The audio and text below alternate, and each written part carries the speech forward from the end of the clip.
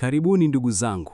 Leo nitawasimulia hadithi ya kijana mmoja aliyejifunza kwa njia ngumu kwamba si kila kitu kinachong'ara ni dhahabu.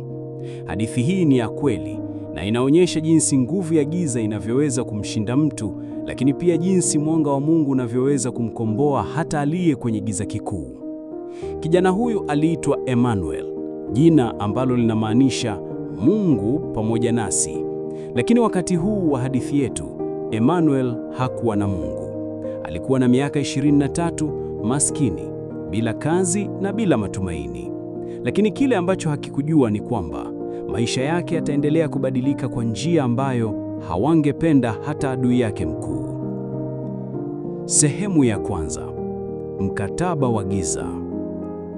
Emmanuel aliishi katika ghetto la Tandale hapa Dar es Salaam. Kila asubuhi aliwazamia akitafuta kazi.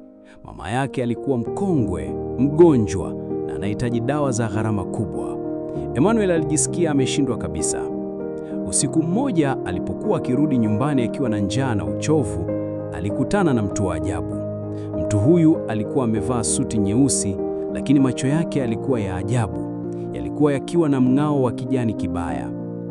Emmanuel, alisema mtu huyu, ingawa Emmanuel hakumwambia jina lake.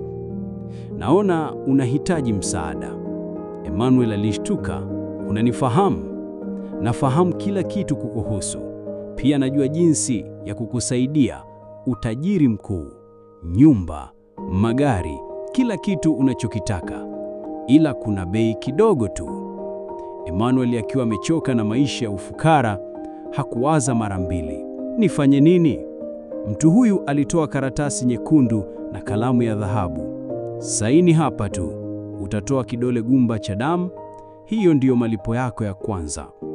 Emmanuel alisaini. Damu yake ilipoanguka kwenye karatasi ikawaka moto na kutovena hewani. Ghafla Emmanuel alisikia sauti nyingi za kutisha zikimzunguka. Sasa wewe ni wetu, alisema mtu huyu, na macho yake yakabadilika kuwa mekundu kama damu. Utakuwa na kila kitu, lakini